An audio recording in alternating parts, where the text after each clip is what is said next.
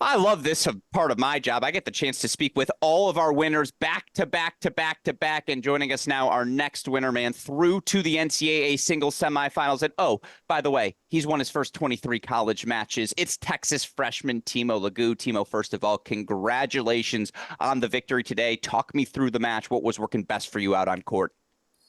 Thanks, Alex. Yeah, I mean, against Spencer, obviously lefty with a big serve, like serve and volley a lot. I think the key was to like serve really well and having a like really high first serve percentage. Because you don't want against this kind of guys, you don't want to play like pressure point on your serve. You don't want to play those like 15-30, like those deuce points on your serve. And that was the key today. I think I didn't face a single break point.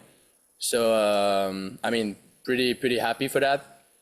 And I mean, obviously on the return, like you know that you're not gonna break him every single game, but like take your chances when you can, trying to put as many returns as possible in the court and make him play as many balls as possible. And that's what I did today. So are pretty efficient and pretty just really happy with my level and the way I handled the match. No, absolutely. Again, it's a credit to you. Now, I fancy myself a little bit of a tennis nerd, so not to nerd out too deeply with you, but lefty into your backhand just feels like a recipe for success for you. I'm curious if I'm on to something there because it just felt like his pace was kind of going into all of your sweet spots, and it felt like you were able to handle it so well today.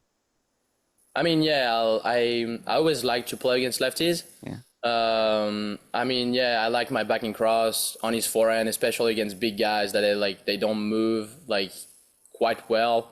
So it's tough for them to move, and I kind of like to play that angled backing cross. So it's a really good play for me against lefties.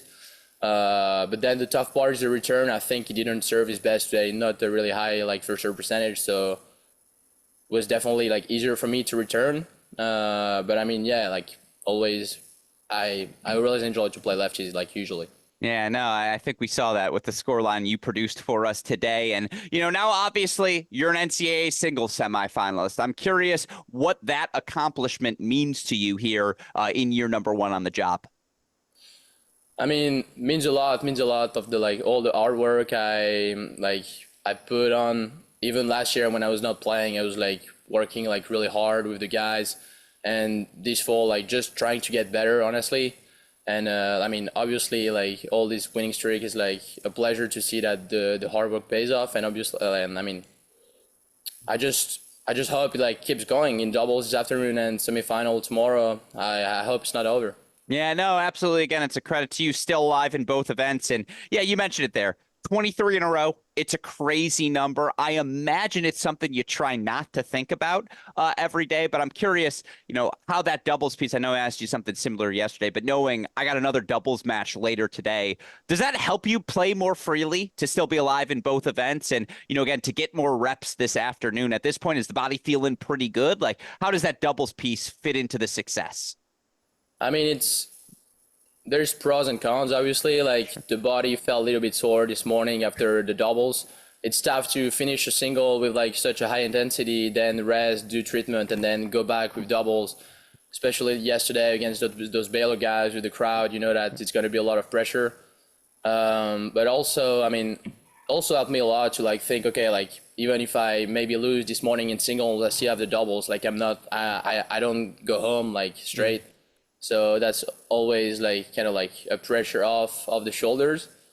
But then, I mean, as I said yesterday, like just trying to develop more weapons, like working on my serve, working on my game at the net, coming in. I think it worked pretty well this week in singles too. So, I mean, doubles, the doubles work we put on, I mean, during all this fall with Coach Benny, Coach Bruce, start to pay off, and I mean, I'm really happy for that, and I look forward for a season.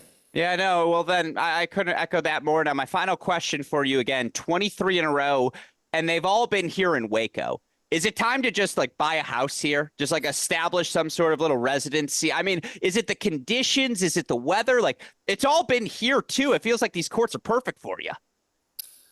I mean, yeah, I feel like the courts honestly are pretty similar as home in Austin. Gotcha. It's not far from home, an hour and a half, so the conditions, the weather is pretty similar. I mean, it's a good sign because we play pretty much every single tournament here this year, so hopefully I'm gonna keep that good vibe in Waco. But I still rather live in Austin. Yeah, I feel like that's the right answer for the record for all the Texas fans tuning in. But like, yeah, we can get a little apartment set up, something going on here, establish a little Timo Legout colony, because certainly you have planted a flag of success with everything you have done here this fall. I'm actually pretty impressed with my metaphor there. Shout out to me, but more impressively, shout out to you, my friend. 23 in a row to kick off your college career and still alive in the doubles later today. Texas freshman Timo Legout, congratulations, my friend, on a job well done. Thanks, Alex.